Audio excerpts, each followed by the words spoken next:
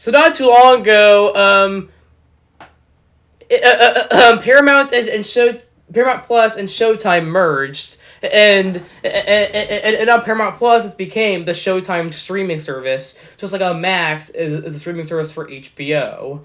Now. The merger is a great thing, and I'm glad that it happened. However, there's one big problem with it, and that's that you can only get the Showtime content on the ad-free plan. Okay, now don't get me wrong.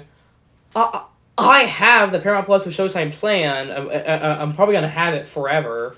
I'm gonna have it for the foreseeable future, for sure. But it's not fair that you can only get the Showtime content without ads. I mean, here's the thing. Now, I get it. Not everybody wants.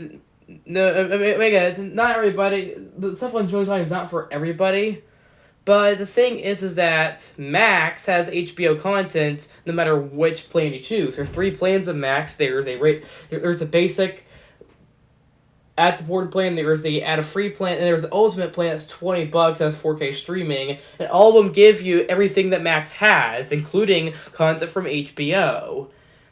HBO's competitor Showtime, you have to buy the plan without ad, the ad-free plan on Paramount Plus. The Paramount Plus has 2 plans now. They have the basic the Paramount Plus Essential, which is everything Paramount Plus has except for Showtime, and with ads. And then there's Paramount Plus, which with Showtime, and that is ad-free. It doesn't have any ads, and you get everything that Paramount Plus has to offer, pretty much. But the problem is that why limit Showtime content to ad-free? It doesn't make any sense. You can get HBO with or without ads, no problem, through Max. It's not fair at all. And the reason why it makes sense is because here's the thing. So currently, the deals, the movie studio pay one deals that Showtime has are A24 and Amblin. Now, Amblin's pay one deal expires at the end of 2024, and Amblin was supposed to expire at the end of 2022, but they quietly extended it. So A24 is still going to be putting their movies on Showtime for the foreseeable future. Now there's the thing. Showtime is owned by Paramount. However, recent movies from Paramount do not air on Showtime as of currently. Now the back catalog shows up on there sometimes. However, new releases are not on there, and that's because Paramount has a pre-existing deal with MGM Plus, formerly known as Epix. You see, back in the 2000s and late 90s, I believe, but back when Viacom first bought Showtime, well, I think they had like a pre-existing deal with HBO or something back in the 90s, and then Paramount, after that deal expired, Paramount moved on to Showtime and started releasing their newest movies at the time there. But then what happened was in 2005, Viacom split up. They split up into 2 companies, Viacom and CBS, and Showtime went under CBS instead, and that led to Paramount's Showtime deal expiring at the end of 2007. So movies released up to 2007 aired on Showtime for their original run back when they were brand new movies, and that expired. Now keep in mind that in 2007, I think Netflix was like brand new, and I don't think Amazon or Hulu existed. I don't think Prime Video or Hulu existed yet. So at the time that left HBO and Stars, but both of them rejected not only Paramount but also MGM and Lionsgate, who also deals with Showtime, that expired, and HBO rejected them because they already had too many deals. That they had deals with they had first party with Warner Bros. That way, first parties are permanent deals once they're set, I'm pretty sure. New movies from Warner Bros. Have been releasing on HBO for their first run since the 80s. Since the late 80s, when Warner Media bought HBO. But at the time, HBO had Warner Bros., Fox, Universal, and what else did they have? Yeah, they had Fox, Universal, and I think one other one, I believe. Yeah. And then there was Stars, which had Sony and Disney. because they already had enough deals that they wanted, they rejected MGM, Paramount, and Lionsgate. They decided to form their own premium TV channel instead, called Epix. And for a long time, it launched in 2009 with airing the newest movies from MGM, Paramount, and Lionsgate for their first run, and movies had an 18-month run on that, and it was a competitor channel to HBO, Stars, and Showtime.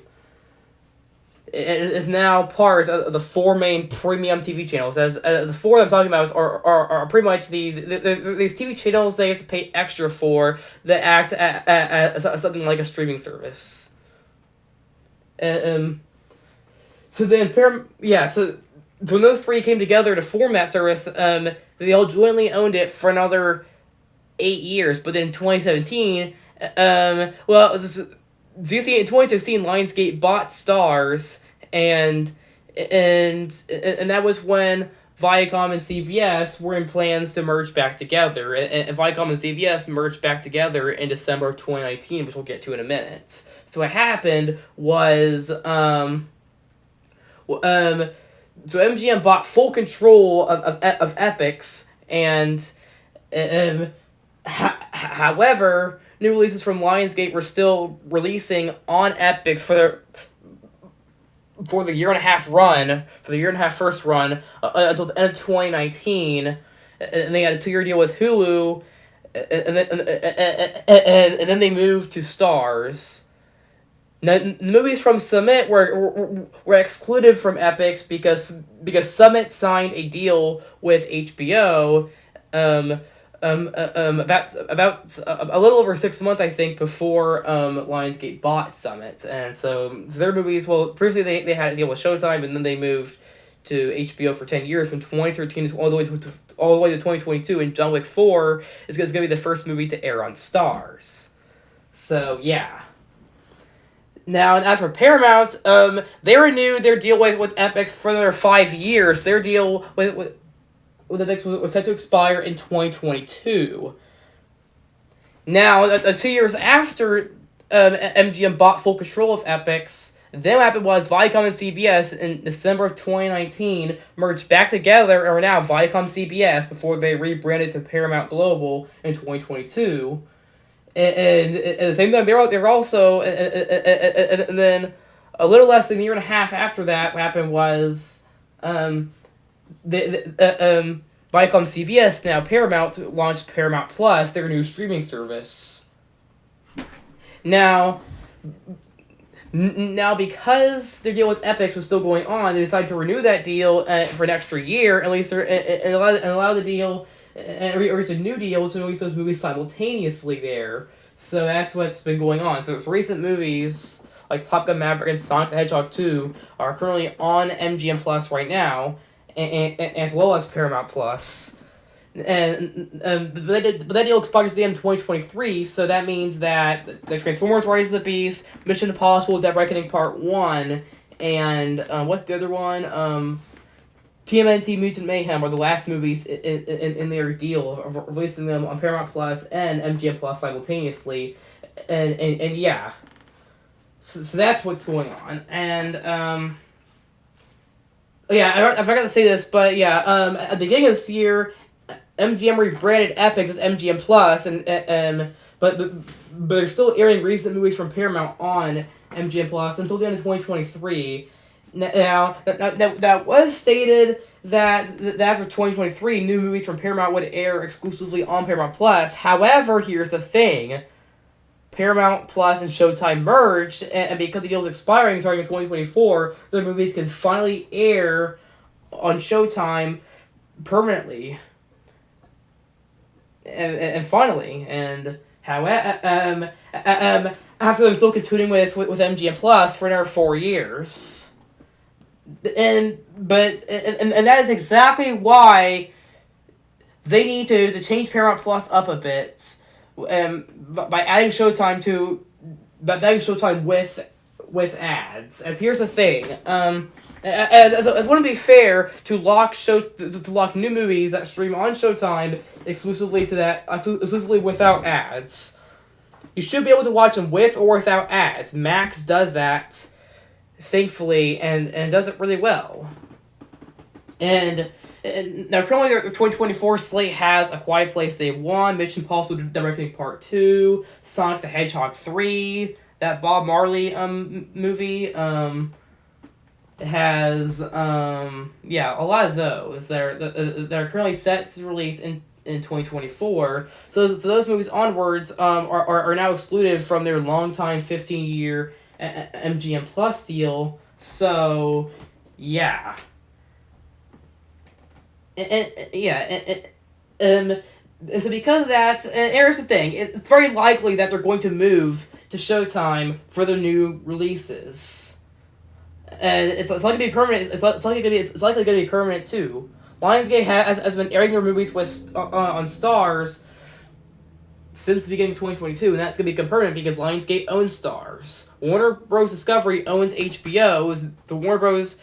Had their movies exclusively on HBO for first run streaming rights since the 80s, and then so it makes perfect sense for Paramount to release their new movies from 2024 onwards on Showtime, but they have to have it, but they want to do that, they need to rebrand the ad-supported tier, which is currently called Paramount Plus Essential. Let's rename it to...